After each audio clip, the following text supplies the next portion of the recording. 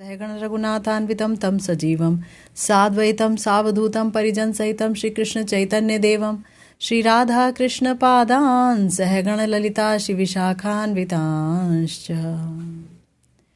यस्य प्रसादात् भगवत् प्रसादो यस्या प्रसादान् न गतिः कुतोऽपि ध्यायां स्तुवंस्तस्य यशस्त्रिसन्ध्यां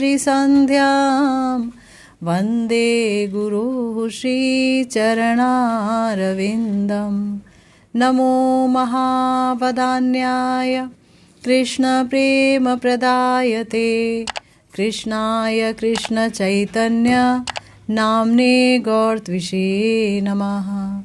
हे कृष्ण करुणा सिन्धो दीनबन्धु जगत्पते गोपेश गोपिकान्त राधाकान्त नमोऽस्तुते। तप्त काञ्चन गौरांगी राधे वृन्दावनेश्वरी वृषभानुसुते देवी त्वं नमामि हरिप्रिये। जय रूप सनातन भट्ट रघुनाथ श्रीजीव गोपाल भट्ट दास रघुनाथ এই છે গোসাইর করি চরণ বন্দন যাহা হইতে বিঘ্ন নাশ অভীষ্ট পূরণ वाञ्छा कल्पतरुभ्यश्च कृपा सिन्धुभ्येव च पतितानां पावनेभ्यो वैष्णवेभ्यो नमो नमः। हरे कृष्णा कृष्णा कृष्णा हरे हरे हरे राम राम राम हरे हरे। हम सब एक बार फिर से श्रीपाद नरोत्तम दास ठाकुर महाशय की प्रार्थनाओं पर चर्चा करने के लिए, इन प्रार्थनाओं का रसास्वादन करने के लिए एकत्र हुए हैं। आप बहुत ही सुंदर प्रार्थना सुनते चले आ रहे हैं, जहाँ श्री नरोत्तम दास ठाकुर महाशय कह रहे हैं, धन मोर नित्यानंद, पति मोर गौरचंद्र, प्राण मोरा युगल किशोर, अद्वैत आचार्य बल, गदाधर मोर कुल, नरहरि विलसई मोर, वैष्णवेर पद धूली, ताहे मोर स्नान केली, तर्पण मोर वैष्णवेर नाम। विचार करिया मने भक्ति रस आस्वादिने, मध्यस्थ श्री भागवत पुराण, वैष्णवेर उच्छिष्ट, ताहे मोर मन निष्ठ, वैष्णवेर नामेते उल्लास, वृंदावने चबूतारा, ताहे मोरा मन घेरा, कहे दीन नरोत्तम दास। तो हमने जाना कि जो वैष्णव का पद रज है, यानी उनकी जो चरण रज है, जब तक कोई उस चरण रज की शरण नहीं लेता, जब तक कोई अपने शरीर पर भक्तों के चरणों का रज, चरणों की धूल मलता नहीं है, तब तक उसका ये जो भक्ति विग्रह है वो पवित्र नहीं होता। यानी ये शरीर जो है ये जड़ आवेश, देह आवेश से विहीन नहीं हो पाता है, ये हमेशा देह आवेश से युक्त रहता है। तो जब तक हमारे अंदर देह आवेश रहेगा और उसकी प्रबलता रहेगी, तब तक हमारे अंदर भगवान के प्रति प्रीति कभी भी विकसित नहीं हो सकती, प्रीति आ नहीं सकती है। आसक्ति, भाव उदय, इन सब से हम बहुत दूर रहेंगे। तो समस्या तो बहुत बड़ी है, किंतु इस समस्या को समझकर उसका उपाय बताना यही आचार्यों का कार्य है। हमारे आचार्य जानते हैं कि जीवों के लिए ये जो अविद्या है वो बहुत बड़ी समस्या है। ये जो अविद्या से उत्थित ये जो देह है, जड़ देह, ये समस्या है। इसमें जो परम चिन्मय भगवान का जो सनातन अंश है आत्मा, उसका इस जड़ देह में आवेश, ये बहुत बड़ी विडंबना है, बहुत बड़ा दुख है। और इस आवेश से मुक्ति पाने का उपाय है वैष्णवों की जो पद धूलि है उसको अपने इस शरीर पर मलना, ये आपने सुना। तो आज कह रहे हैं तर्पण मोर वैष्णवेर नाम। गुरुदेव अपनी सुधाकर्णिका व्याख्या में इस पंक्ति की व्याख्या कह रहे हैं, लिख रहे हैं कि मनु संहिता में पितृयज्ञ को तर्पण कहा गया है। ये तर्पण की परिभाषा है। पितरों का यज्ञ, पितरों का जो ऋण है उसको शोधन करने के लिए पितृतर्पण का विधान दिया गया है मनु संहिता में। तो गुरुदेव कहते हैं कि ये जो पितृतर्पण है ये एक आम व्यक्ति के लिए है, लेकिन जो काया, मन और वचन से अपने आप को समर्पित कर चुका है श्री कृष्ण के श्री चरणों में, उसके लिए इस तर्पण का विधान नहीं है। गुरुदेव कहते हैं कि जो लोग भक्ति पथ का आश्रय लेकर भगवान के चरणों में शरणागत हुए हैं वे देवता, पितृ ही नहीं देवों का भी ऋण होता है, तो देवताओं का ऋण, ऋषियों का ऋण, पिता का ऋण और जितने भी ऋण हैं, जितने भी हो सकते हैं, उनमें से किसी भी व्यक्ति के प्रति या किसी के भी प्रति ऋणी नहीं रहते। भक्त कभी भी किसी के प्रति ऋणी नहीं रहता। इसका प्रमाण कहाँ है? इसका प्रमाण है श्री चैतन्य चरितामृत में, जब श्री कृष्णदास कविराज जी ने कहा, काम त्यागी कृष्ण भजे शास्त्र आज्ञा मानी, देव ऋषि पितरादि केर कभू नहीं ऋणी। कि जो व्यक्ति शास्त्र की आज्ञा मान करके अपने स्वार्थ को परे रख करके कामनाओं वासनाओं से विमुक्त होकर के अन्य अभिलाषिता शून्यम होकर के कृष्ण का भजन करता है, ठीक है, चाहे वो वैदिक भक्ति से ही कृष्ण का भजन क्यों ना करे, राग भक्ति तो बहुत दूर की बात हो गई, अगर वैदिक भक्ति में भी वो कृष्ण का भजन करता है तो गुरुदेव कहते हैं कि फिर देवताओं का, ऋषियों का, पितरों का, किसी का भी ऋण उस पर नहीं रहता, वो किसी का भी ऋणी नहीं रहता। क्योंकि जब तक ऋण शोध नहीं होता है तब तक बारंबार जन्म लेना पड़ता है, अनेकानेक मुश्किल आती हैं एक साधक के जीवन में भी, एक व्यक्ति के जीवन में भी। लेकिन अगर साधक मन से, काया, मन और वाणी से भगवान का हो जाता है तो फिर वो समस्त ऋणों से मुक्त हो जाता है। इसका एक प्रमाण हमारे श्रीमद् भागवतम में भी दिया गया है। श्रीमद् भागवतम के 11वें स्कंद के 5वें अध्याय के 41वें श्लोक में महर्षि करभाजन ने विदेहराज निमि से कहा है।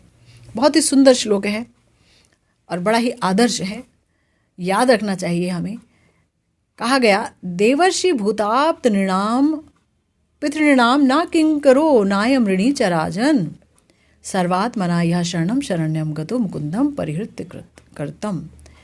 यानी कि हे राजन, जिस व्यक्ति ने कृत्य अकृत्य कर्मों का परित्याग कर सभी प्रकार से शरण्य श्री मुकुंद की शरण ले ली है, वह देवता, ऋषि, भूत, पोष्य, कुटुंब आदि या पितृ पुरुष आदि के निकट ऋणी नहीं रहता, इसलिए वह उनका किंकर भी नहीं है।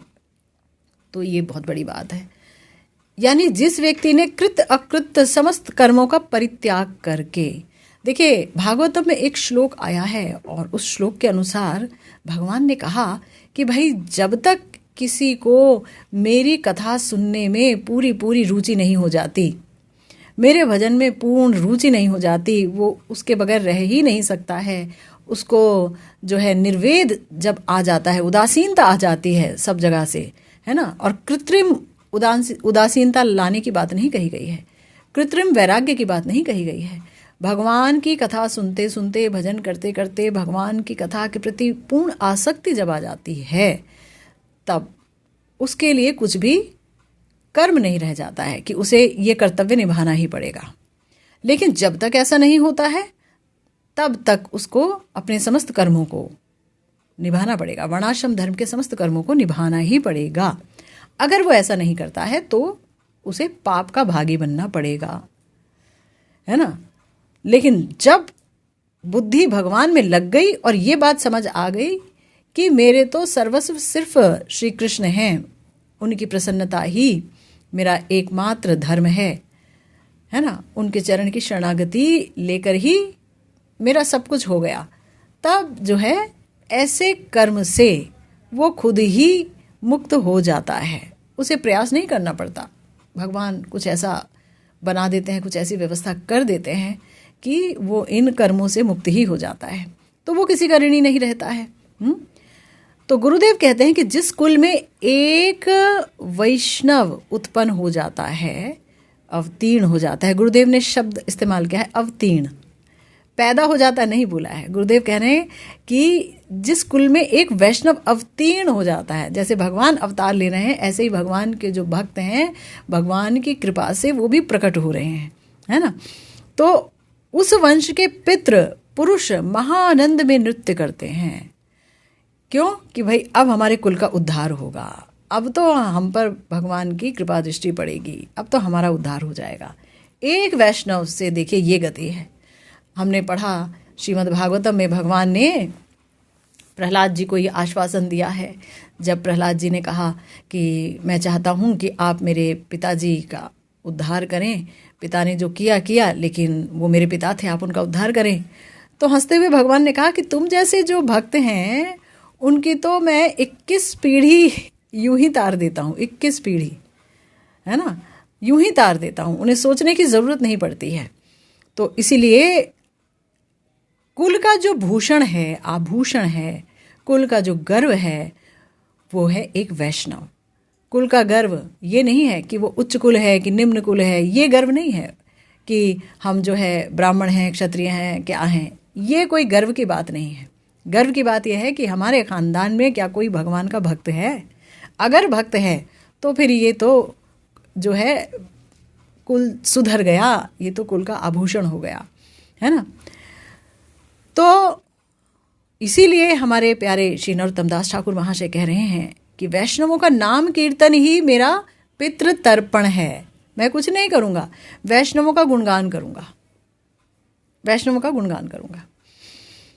देखिए, वो व्यक्ति जो भगवान का नाम लेता है, सतत भगवान के नाम में डूबा रहता है, तो कोई वो साधारण व्यक्ति नहीं है, वो महा असाधारण है, भगवत कृपा प्राप्त है।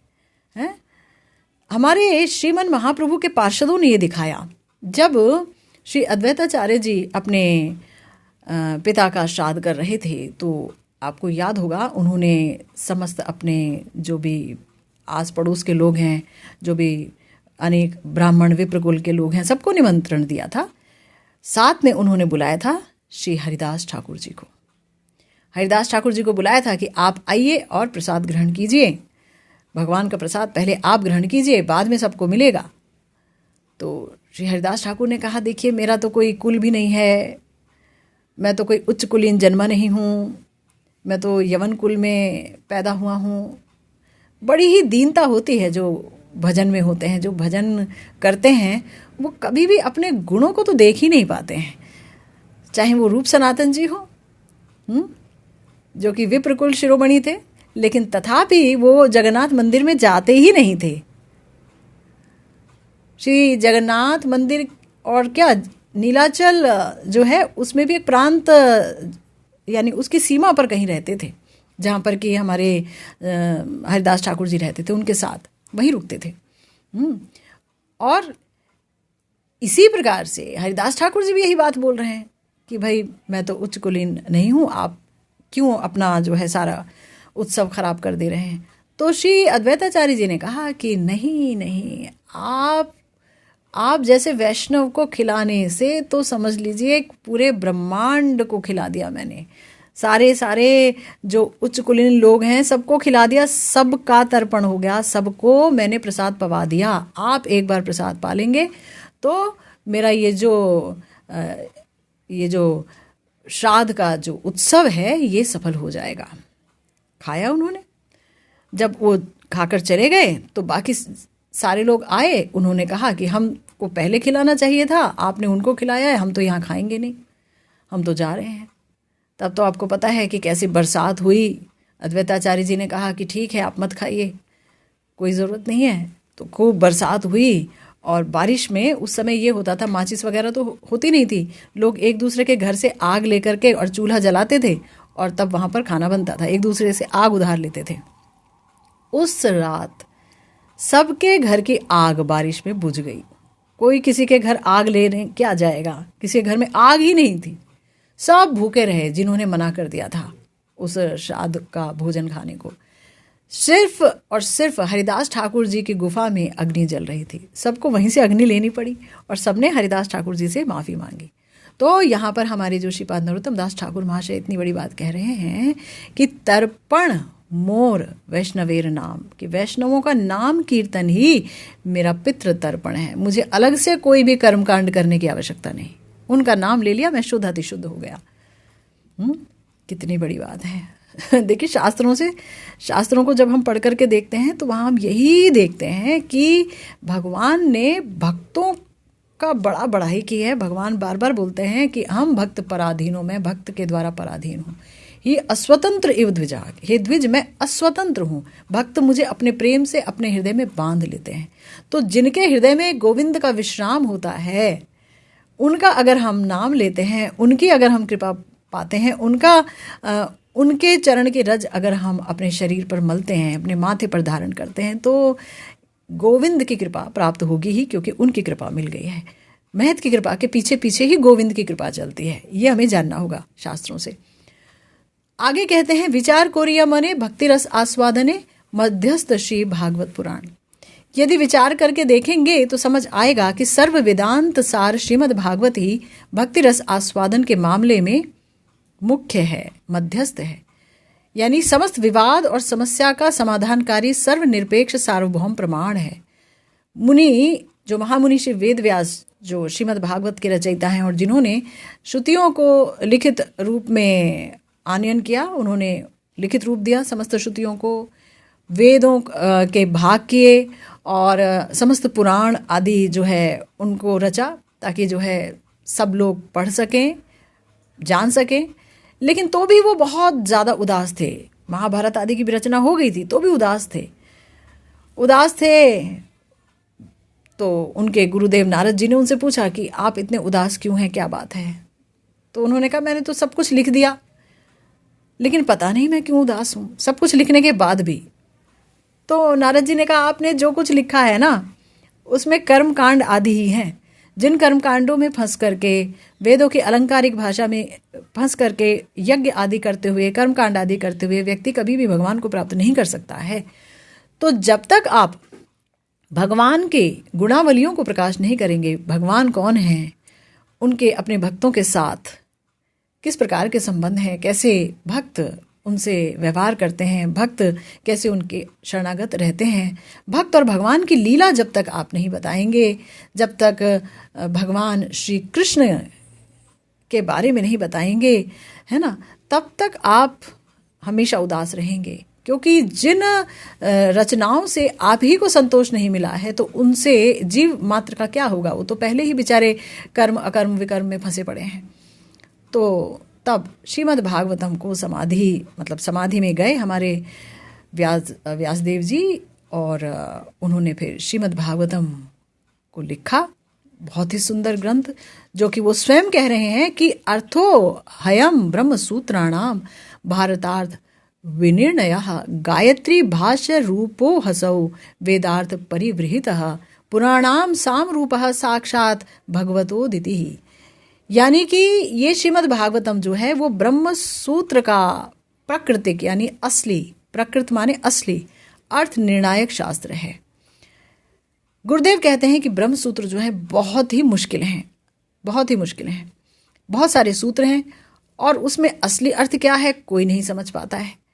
इसी बात को लेकर के अनेक आचार्यों में मत विभिन्न रहता है ना, कि नहीं इसका अर्थ ये है, उसका अर्थ ये है। आचार्य शंकर जी ने इन सब सूत्रों का जो अर्थ ग्रहण किया, तो श्रीपाद रामानुज जी ने उसका ठीक विपरीत अर्थ ग्रहण किया समस्त ब्रह्म सूत्रों का। श्री मध्वाचार्य, श्री निम्बार्क आदि आचार्यों ने भी इन सूत्रों के तात्पर्य को लेकर के काफ़ी जो है मत वैभिन्न दिखाया, कि काफ़ी विभिन्न प्रकार के मत प्रचलित रहे। तो फिर जो व्यक्ति चाहता है कि मुझे असली बात पता चले कि परमार्थ का रास्ता क्या है, कैसे भगवान की प्राप्ति होगी, भजन क्या है, यानी कि संबंध क्या है, अभिधेय क्या है, प्रयोजन क्या है, कैसे, किसके साथ मेरा संबंध है, कौन है भगवान, उसको प्राप्त कैसे करूं, अभिधेय, और क्यों प्राप्त करूं, प्रयोजन क्या है, ज़रूरी क्यों है उसे प्राप्त करना या उसके पास जाना या उसकी उपासना करना। तो ये जो 3 चीज़ें हैं ना, इसके बारे में व्यक्ति भ्रांत हो गया। तब सूत्रकर्ता महामुनि वेदव्यास कहते हैं कि श्रीमद् भागवत ही वेदांत का प्रकृति यानी असली अर्थ ग्रंथ है। सभी प्रकार से इसी का अवलंबन लेना है। ये महाभारत का भी अर्थ निर्णायक ग्रंथ है। अगर कोई सोचे कि महाभारत में भी तो भगवान और भक्त की लीला है और वहाँ जो है भगवत गीता भी है, लेकिन तो भी सब लोग नहीं समझ सकते हैं कि भगवान वेद व्यास जी ने जो महाभारत में गूढ़ रूप से उपदेश दिया है वो क्या है, किस प्रकार का है। तो उसका भी अर्थ निर्णायक जो है ये हमारा श्रीमद् भागवतम ही है। यहाँ तक कि वेदसार गायत्री का भी ये भाष्य स्वरूप है। इसमें वेद वाक्यों को उत्तम रूप से सजाया गया है। ये पुराण शिरोमणि या महापुराण है, साक्षात भगवान द्वारा प्रकाशित है। इसलिए महर्षि वेदव्यास ने इसे निगम कल्प तरु का सुपरिपक्व रसमय फल कहा है। यानी जितने भी वेद वेदांत आदि हैं उनका जो रसमय फल है, वो फल जहाँ पर रस है, रस ही रस है, वो है श्रीमद् भागवतम। इसीलिए जो संसार बंधन छिन्न कर, तोड़कर भजन रस या भक्ति रस आस्वादन से धन्य होना चाहते हैं, उन्हें श्रीमद् भागवतम की सुधामय श्री कृष्ण कथा से अवश्य ही परिचित होना होगा। भक्ति रसास्वादन में ऐसा महत्वपूर्ण मध्यस्थ या निर्भर योग्य शास्त्र विश्व में और कहीं नहीं। और हमारे जितने भी गोस्वामी हैं उन्होंने जो ग्रंथ लिखे हैं वो भी श्रीमद् भागवतम को आधार बना करके लिखे गए हैं। इसीलिए उनका ग्रंथ भी पढ़ना बहुत आवश्यक है, बहुत ही आवश्यक है। एक जो है मुझको किस्सा याद आ जाता है, मैं उन संत का नाम भूल गई हूँ, लेकिन वो बात याद है, कहीं सुनी थी कि एक बहुत बड़े संत थे, तो वो जो है श्रीमद् भागवतम तो पढ़ते थे, गौड़ीय वैष्णव थे, और सोचते थे कि ये पढ़ लिया है तो श्री रूप जी के ग्रंथ, श्री रघुनाथ दास जी के ग्रंथ, श्री सनातन गोस्वामी पाद जी, श्री जीव गोस्वामी जी, इन सब के ग्रंथों को वो इतना नहीं पढ़ते थे। तो ये पढ़ते पढ़ते जब वो चले गए नित्य लीला में, हरिनाम भी कर रहे हैं, तो फिर उनके शिष्यों ने सोचा कि वो तो चले ही गए, अब तो नित्य लीला में चले गए। लेकिन एक बार जो है किसी शिष्य से उनका सामना हुआ, है ना। शिष्य को उन्होंने शायद स्वप्न में ये बताया कि देखो मैं अभी भी नित्य लीला में प्रविष्ट नहीं हो पाया हूँ, क्योंकि मैंने कभी भी अपने गोस्वामियों के ग्रंथों का आश्रय नहीं लिया। गुरुदेव कहते हैं कि जब तक हम अपने जो गोस्वामियों के ग्रंथों का आश्रय नहीं लेंगे, तब तक हम कभी भी मंजरी भावोपासना के रहस्य को नहीं समझ पाएंगे, प्रिया जी के भाव माधुरी से परिचित नहीं हो पाएंगे। वो 20 भाव रूपी अलंकार क्या हैं, किस प्रकार के हैं, है ना। हमारे आचार्यों ने, हमारे गोस्वामियों ने अपने विलाप से उसकी माधुरी को, कृष्ण माधुरी, कृष्ण रूप माधुरी, प्रिया जी की प्रेम माधुरी को जिस प्रकार से प्रकट किया है वो अन्य कहीं नहीं देखा जा सकता है। तो गुरुदेव ने, मैं उनको सुन रही थी गुरुदेव को, तो उन्होंने एक बार कहा कि हमारे गोस्वामियों के जो ग्रंथ हैं, श्री राधा रसोधानिधि, श्री विलाप कुसुमांजलि, श्री उत्कलिका वल्लरी, है ना, श्री कृष्ण भावनामृत, बहुत सारे जो भी ग्रंथ हैं हमारे आचार्यों के, श्री स्तवावली, श्री स्तवमाला, ये सब पढ़ना बहुत आवश्यक है।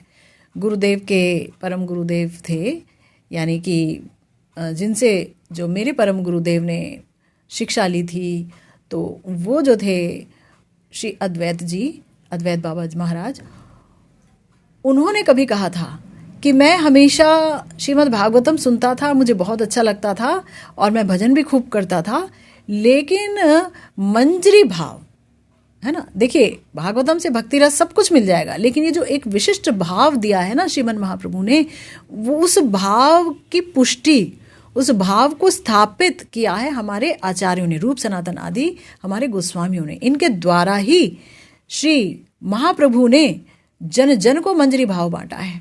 तो उन्होंने कहा कि जब तक मैंने उनके ग्रंथों को नहीं पढ़ा था, मुझे समझ ही नहीं आया था कि मंजरी भाव उपासना कैसे करूं, किस प्रकार से प्रिया प्रियतम को देखूं, उनकी भाव माधुरी ही कैसी है, उनका आपसी प्रेम ही कैसा है, ये अप्राकृत नवीन मदन ही किस प्रकार से हैं, है ना। तो ये जो मंजरी भाव उपासना वो समझ ही तब आती है, वो अंदर तभी प्रवेश करती है जब हम अपने गोस्वामियों के ग्रंथों का आस्वादन करते हैं। करना होगा, वरना हम सिर्फ कागजों में कहलाएंगे कि हम मंजरी भाव उपासक हैं। जब तक हम इन ग्रंथों का आश्रय नहीं लेते, तब तक हम अपने गोस्वामियों के हृदय में जो मंजरी भाव की तरंगें खेलती हैं, उन तरंगों की बूंद हम पर नहीं पड़ेगी। हमें उनके ग्रंथों का आश्रय लेना पड़ेगा, तभी हम उनके हृदय में अवस्थित जो प्रिया प्रियतम के प्रति भाव है, उस भाव से युक्त हो पाएंगे। कुछ तो संचरण होगा ही, हम भी कहीं ना कहीं संक्रमित हो ही जाएंगे गुरु गौरांग की कृपा से, गोस्वामियों की कृपा से। तो ये आपने सुना जहाँ पर गुरुदेव बता रहे हैं श्री नरोत्तम दास ठाकुर महाशय की इस पंक्ति के बारे में कि मध्यस्थ श्री भागवत पुराण। अंत में कह रहे हैं कि वैष्णवेर उच्छिष्ट ताहि मोर मननिष्ठ वैष्णवेर नामे ते उल्लास। कितनी बड़ी बात है कि वैष्णव अधरा अमृत जो है वो भक्ति प्राप्त करने की महाशक्ति संपन्न साधना है। ऐसे मैंने अनेक भक्तमाल में चरित्र पढ़े हैं, मैंने भक्तमाल में अनेक भक्तों के चरित्र पढ़े हैं, जहाँ पर जो बड़े बड़े आचार्य हैं वो भक्तों का उच्छिष्ट पाने के लिए सदा सर्वदा ललायित रहे हैं। जाति न पूछो साधु की, पूछ लीजिए ज्ञान, मोल करो तलवार का, पड़ा रहने दो म्यान। कभी भी भक्तों के बारे में ये नहीं सोचना चाहिए कि ये कौन सी जाति का है, फला फला जात का है, इसका जात का है, उस जात का है। अगर कोई ऐसा सोचेगा तो हमारे जो आचार्य हैं वो कहते हैं ऐसे व्यक्ति को नरक में जाना पड़ेगा। भक्तों की क्या जाति होती है, उनका तो एक ही गोत्र होता है, अच्युत गोत्र। ठाकुर जी के हो जाते हैं वो, तो फिर उनका जड़ देह की उपाधियों से हमें क्या मतलब है ना। इसीलिए हमारे जो आचार्य हैं उन्होंने कहा कि ताते वैष्णवेर जूठा खाओ छाड़ी घृणा लाज, जहाँ होइते पाए निज वांछित सब काज। कृष्णेर उच्छिष्ट होय महाप्रसाद नाम, भक्त शेष होइले महाप्रसाद आख्यान। कह रहे हैं कि वैष्णव का झूठा खाइए, घृणा लाज छोड़ दीजिए, है ना। फिर क्या होगा, आपकी जो इच्छा है पूरी हो जाएगी। एक साधक की इच्छा क्या होती है, भक्ति में आगे बढ़ना, है ना। साधक की इच्छा होती है प्रिया प्रियतम की सेवा प्राप्त करना, तो वो इच्छा पूर्ण होगी। कृष्ण का जो उच्छिष्ट है उसे महाप्रसाद कहते हैं, और भक्त जब खा लेता है उस महाप्रसाद को तो उसका नाम हो जाता है महाप्रसाद, है ना, महाप्रसाद। भक्त पद धूलि आर भक्त पद जल, भक्त भुक्त अवशेष तीन महाबल। तीन महाबल हैं, यानी तीन चीज हैं जिसमें कि महाबल पाए जाते हैं। एक है भक्त का जूठा, एक है भक्त के चरण की धूली, एक है भक्त के चरणों को जब धोया जाता है तो वो जल। तो इसको जब कोई पान करता है, इसका सेवन करता है, तो बोला ए तीन सेवा होइते कृष्ण प्रेमा होय, पुनः पुनः सर्वशास्त्रे फुकारिया कोय। इन तीन चीजों से कृष्ण प्रेम उत्पन्न होता है। शास्त्र बार बार ये बोलते हैं, ताते बारंबार को ही सुनो भक्तगण, विश्वास को रिया करो ए तीन सेवन, है ना। विश्वास करना होगा इस पर, यानी भक्त की इस उच्छिष्ट पर। देखिए श्री चैतन्य चरितामृत में बड़ा ही सुंदर प्रसंग आया है ना, एक ऐसे वैष्णव का कि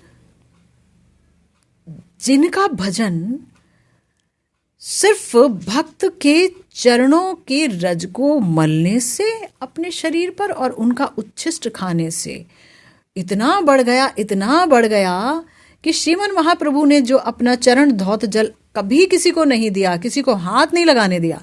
बड़े से बड़े जो उनके भक्त हैं, चाहे श्री स्वरूप दामोदर जी हों, चाहे कोई भी हो, किसी को भी अपना चरण धौत जल नहीं दिया। लेकिन उस भाग्यवान भक्त ने 3 बार पाया, एक साथ 3 बार पाया। तो देखिए उनकी कथा का थोड़ा श्रवण करना चाहिए इस पद पर। श्री चैतन्य चरितामृत में वर्णन आया है क्या, ता सबार संगे आइलो कालिदास नाम, कृष्ण नाम बिना तेहु नाही जाने आन। एक कालिदास नाम जी के भक्त थे, वो आए महाप्रभु के दर्शन के लिए नीलाचल। तो उनके बारे में वर्णन है कि वो कृष्ण नाम के सिवा और कुछ नहीं जानते थे, कृष्ण नाम में ही संलग्न रहते थे, कृष्ण नाम से युक्त रहते थे। यहाँ तक बोला कि महाभागवत तेहो सरल उदार, महाभागवत थे, परम सरल थे, परम उदार थे, कृष्ण नाम संकेते चलाए व्यवहार। मतलब हर चीज में कृष्ण नाम ही बोलना है, और कोई नाम बोलते नहीं, कोई बात कहते ही नहीं थे, हर चीज में कृष्ण नाम और बाकी संकेत से बातें करते रहते थे। कृष्ण के अलावा कुछ उनके मुंह से निकलता ही नहीं था। बताइए कितने भाग्यवान हैं। कौतुके तेहो यदि पाशक खिलाए, हरे कृष्ण कोरी पाशक चलाए।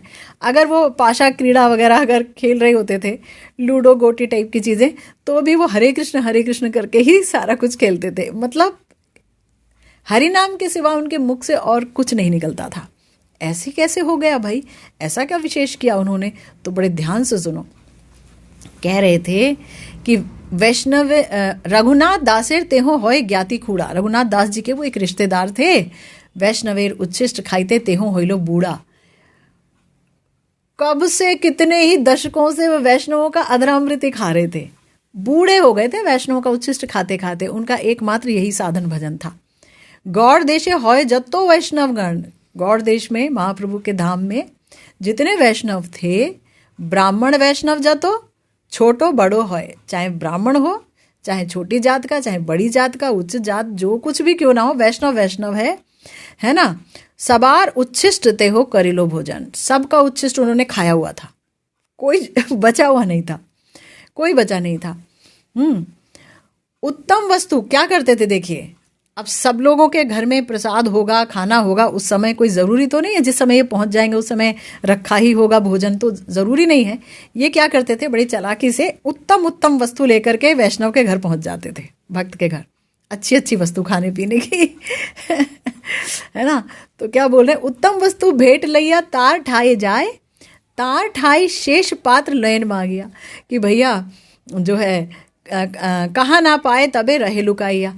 क्या करते थे वो, उत्तम वस्तु भेंट लेकर के जाते थे और कहते थे भोग लगाओ। तो भोग लगता था तो कहते थे हमें भी खिलाओ, थोड़ा अपना अधरामृत दे दो आप हमको। तो मांग के खा लेते थे, कई लोग दे ही देते थे, कोई नहीं देता था तब छुप जाते थे। तो क्या होता था, भोजन करिले पात्र फैलाइया जाए, लुकाइया से ही पात्र आनी चाटी खाए। वैष्णव लोग जब भोजन करके पत्तल फेंकते थे, पहले तो केले के पत्ते पर खाते थे ना सब लोग, बंगाल में तो वैसे ही केले के बड़े बड़े पत्ते होते हैं। तो केले के पत्ते पर जब सब लोग खाते थे तो वो फेंक देते थे अपना, जहाँ कूड़ा फेंका जाता है। तो ये छुपे रहते थे कि इन्होंने दिया नहीं है, अभी खाऊंगा तो ज़रूर।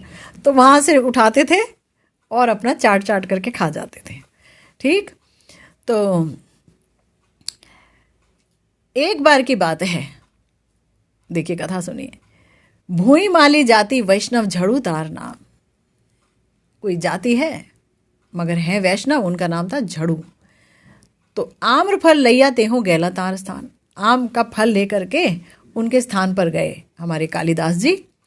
आम्र भेंट दिया तार चरण वंदिला, तार पत्नी रे तबे नमस्कार कैला। फल वल दिया, सबका चरण वंदना किया, नमस्कार किया, पत्नी सहित तेहो आछे न बसिया, बहु सम्मान कोइला कालिदासे रे देखिया। कालिदास जी के बारे में तो विख्यात था कि ये तो वैष्णव उच्छिष्ट भोजी हैं, तो बहुत सम्मान किया उनका कि इनका बहुत प्रसाद में बहुत बुद्धि है, महाप्रसाद में। तो बिठा दिया, चलिए बैठिए, सम्मान किया। काफ़ी समय तक ईष्ट चर्चा की उनके साथ। ईष्ट गोष्ठी कतोखण कोरी तार सने, झड़ू ठाकुर कहे तारे मधुर वचने। काफ़ी ईष्ट गोष्ठी की। झड़ू ठाकुर जी समझ रहे हैं कि भैया ये तो मेरा उच्छिष्ट मांगेंगे, तो बड़े प्यार से समझा दूं। आमी नीच जाति, तुम्ही अतिथि सर्वोत्तम। मैं नीच जाति का हूँ, आप सर्वोत्तम अतिथि हैं, आप वैष्णव हैं। कौन प्रकारे करीमू तुम्हार सेवन, आपका किस प्रकार से सेवा करूं, आप मुझे बताइए, क्योंकि अतिथि आए हैं तो कुछ खिलाना भी चाहिए ना। तो क्या करूं? आज्ञा देखो, ब्राह्मण घरे अन्न लैया दिए, तहाँ तुम्ही प्रसाद पाओ तबे आमी जिए। आप मुझे आज्ञा कीजिए, मैं ब्राह्मण के घर से कुछ प्रसाद लाता हूँ, आपसे खाइए, तब मुझे संतुष्टि होगी। कालिदास कहे। अब कालिदास जी क्या कह रहे हैं देखो, सीखो। ठाकुर कृपा करो मोरे, तुम्हार दर्शने आइनु मुई पतित पामरे। हे ठाकुर, आप परम वैष्णव हैं, आप मुझ पर कृपा कीजिए, मैं आपके दर्शन के लिए आया हूँ, आप पतित पावन हैं। पवित्र होइनु मुई पाइनु दर्शन, आपका दर्शन पाकर ही मैं पवित्र हो गया हूँ। कृतार्थ होइनु मोर सफल जीवन, मैं कृतार्थ हो गया हूँ। एक वांछा होए यदि कृपा कोरी करो, पाद रज देहो पाद मोर माथे धरो। बस एक ही चीज़ मांग रहा हूँ आपसे। बताइए किसी घर में जाकर के। देखिए कालिदास जी कह रहे हैं एक ही चीज़ मांग रहा हूँ कि आप अपने चरणों के रज मुझे दे दीजिए, अपने चरण मेरे माथे पर रख दीजिए। ठाकुर कहे, बहुत झड़ू ठाकुर जी बहुत बड़े वैष्णव थे। ठाकुर कहे, यही बात कहते न जो आए। ऐसी बात आपको कहते हुए शोभा नहीं देती, आप ऐसी बात कह रहे हैं तो अच्छा नहीं लग रहा है, ऐसा मत कहिए। आमी नीच जाति तुम्ही सुसज्जन राय, मैं तो नीच जाति का हूँ, आप प्रतिष्ठित व्यक्ति हैं, सम्मानीय व्यक्ति हैं। तबे कालिदास श्लोक पढ़ी सुनाई लो, सुनी झड़ू ठाकुरेर बड़ो सुख होई लो। 3-4 श्लोक बोल दिए कालिदास जी ने शास्त्र से कि क्या ये ब्राह्मण और ये सब लगा रखा है, देखिए सुनिए क्या बोल रहे हैं। भगवान कह रहे हैं, नामे अभक्तश्च चतुर्वेदी मद भक्तः स्वपचः प्रियः तस्मै देयम ततो ग्राह्यम स च पूज्यो यथाह्यम। कह रहे हैं भगवान कि देखो, अगर कोई व्यक्ति चतुर्वेदी ब्राह्मण ही क्यों ना हो, उसने 4 वेद ही क्यों ना घोट घोट के पढ़े हों, लेकिन अगर वो मेरा भक्त नहीं है तो मुझे प्रिय नहीं है। परंतु अगर कोई ऐसा व्यक्ति है जो कि चंडाल वंश में जन्मा है, जहाँ कुत्ते को खाते हैं, वहाँ उसका जन्म हुआ है, लेकिन वो बहुत अच्छा भक्त है, मुझे बहुत प्रेम करता है, मेरा अनन्य भक्त है, तो फिर आप जो है उसकी पूजा वैसे ही करना जैसे मेरी करते हो भक्त की। ठीक है ना, उसमें और मुझ में फर्क नहीं है। इसी तरह से एक श्लोक और बोल दिया, अहो बत स्वपचुअ तु गरियान यज्जिह्वाग्रे वर्तते नाम तुभ्यम ते पुस्तपस्ते जुहुः सस्नुरार्या ब्रह्मानुचूनाम गृणन्ति ये ते। बताया कि अरे भैया, वो लोग बड़े ही भाग्यशाली हैं। 3 स्कंद भागवतम में वो लोग बड़े ही पूजनीय हैं, चाहे वो चंडाल वंश में क्यों ना जन्मे हों, जिनके जिह्वा के अग्रभाग पर हे प्रभु आपका नाम खेलता है ना। ऐसे व्यक्ति ने पिछले जन्म में सारी तपस्याएं, सारे दान धर्म सब कुछ कर लिए हैं, तभी उसके मुख पर आपका जो है नाम सदा सर्वदा रहता है। वो लोग बड़े पूजनीय हैं। तो सुनी ठाकुर कहे, शास्त्रे यही सत्य हो, से नीच नहीं जाते कृष्ण भक्ति हो। झड़ू ठाकुर जी ने भी कहा, हाँ आप कालिदास जी बिल्कुल सही बात कह रहे हैं, शास्त्र में जो बात आई है वो झूठी हो नहीं सकती है। जो कृष्ण भक्त है उसकी जाति नहीं देखी जाती है ना। तो वो नीच जाति में पैदा होकर भी वो नीच नहीं हो सकता है। किंतु आमी नीच जाति अमार नाही कृष्ण भक्ति, अन्य ऐचे होए अमाय नाही ऐसी शक्ति। जरूर ठाकुर जी भी जिद पर आ गए, आप हमें क्या भक्त बोल रहे हैं, हम भक्त नहीं हैं। मैंने कहा ना, जिसके अंदर जितना प्रेम उसके अंदर उतनी ही दीनता। वो ये नहीं कहेगा हम तो भक्त सम्राट हैं, हम तो भक्त हैं, हम ऐसे वैसे नहीं हो, तो कहेगा भक्ति नहीं है। और यही हाल है उनका भी, झड़ू ठाकुर जी का। वो कह रहे हैं कि मेरे अंदर कृष्ण भक्ति नहीं है, दूसरे में हो सकती है, उनमें शक्ति है, मेरे अंदर ऐसी शक्ति नहीं है। तारे नमस्करी, समझ गए कालिदास जी की भाई यहाँ तो बात सुनी नहीं जाएगी। तारे नमस्करी कालिदास विदाई मांगिला, झड़ू ठाकुर तबे तार अनुरजी आइला। कालिदास जी ने कहा ठीक है, तो फिर हम चलते हैं, अब हमें तो मिला नहीं कुछ। तो झड़ू ठाकुर जी उनके पीछे पीछे आए उन्हें छोड़ने के लिए।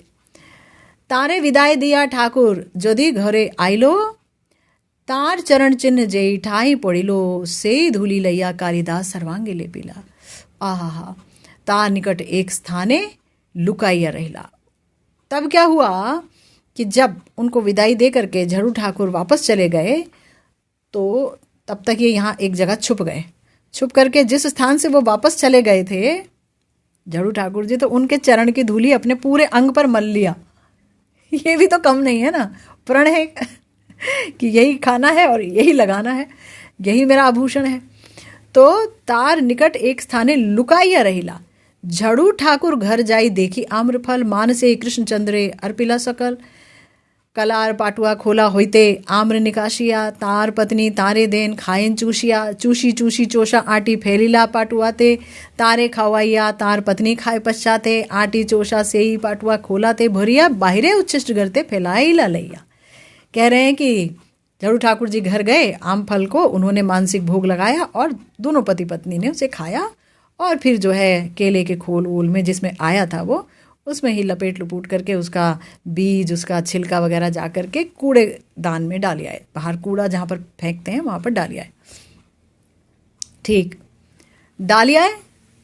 अब वो तो छुपे हुए हैं कालिदास जी, यही तो देख रहे हैं कि कब आएगा सामान। तो से खोला आटी चोकला चूषे कालिदास, है ना, वो सारा जो खा चुके हैं वही बीज को दोबारा से यही चूस रहे हैं कालिदास जी, वो उसका छिलका खा रहे हैं। हाँ, खा करके और फिर क्या बोल रहे हैं कि चूषिते चूषिते होय प्रेमिते उल्लास, चूस करके कृष्ण प्रेम से भरे जा रहे हैं, नाच रहे हैं, रो रहे हैं। तुरंत कृष्ण प्रेम अंदर आ गया।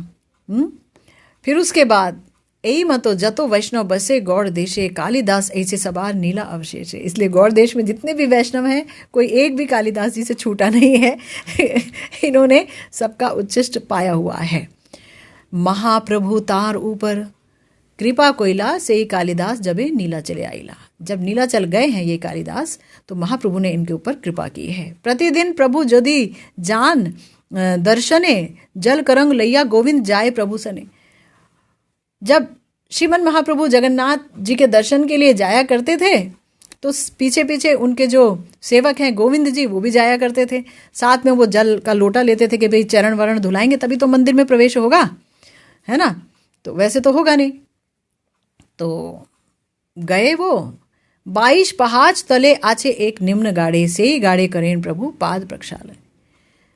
कुछ सीढ़ियों के ऊपर एक जगह है जहाँ पर महाप्रभु अपना चरण धोया करते थे रोज।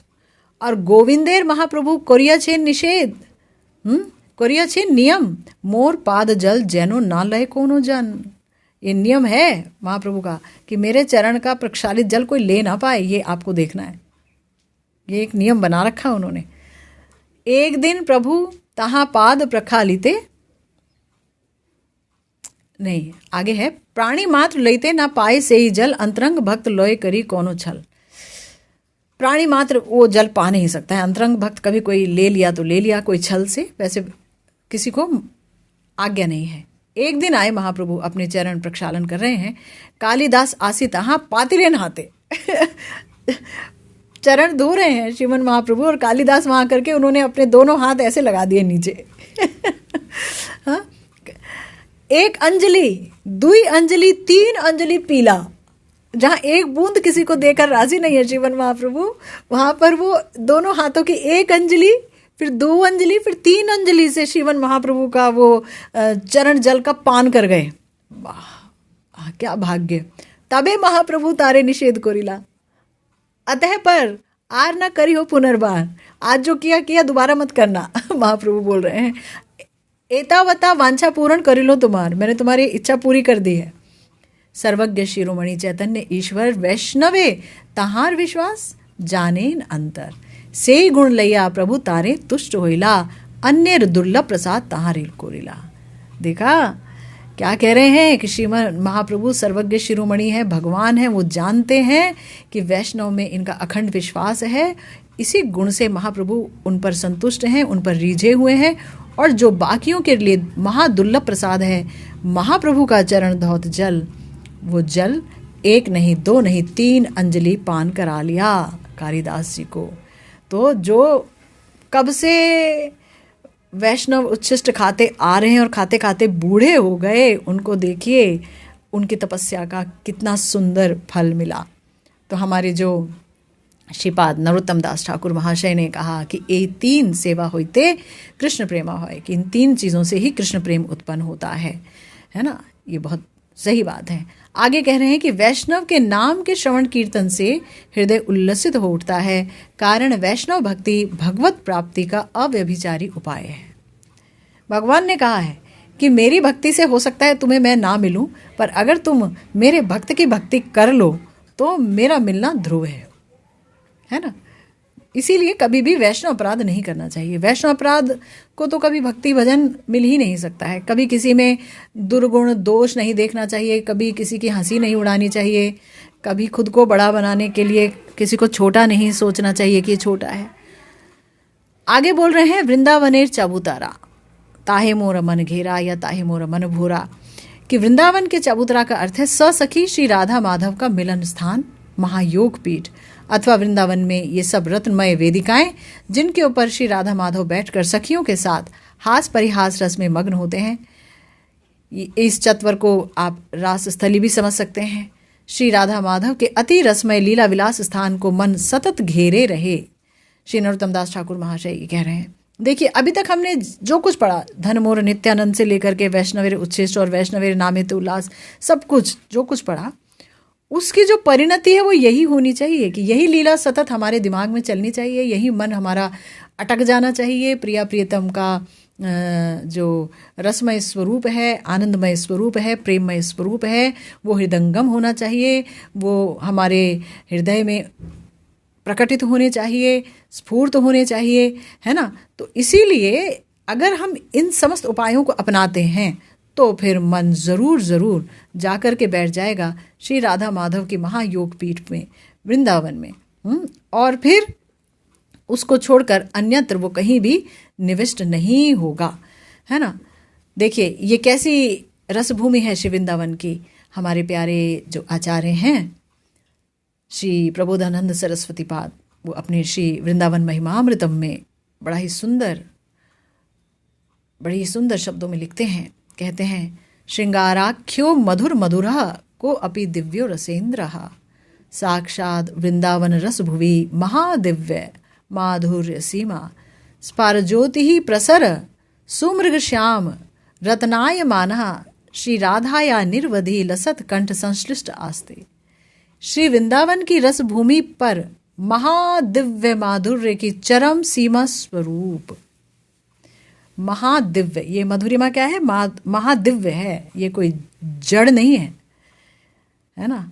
ये कोई 9 नालियों से प्रकटित नहीं है, 9 नालियों को ढकी हुई खाल वाल की मधुरिमा नहीं है। उसमें तो सिर्फ और सिर्फ एक कह लीजिए कि घृणा उत्पन्न होती है, लेकिन ये मधुरिमा है महादिव्य अप्राकृत, और उसकी भी चरम सीमा स्वरूप साक्षात श्रृंगार नाम का।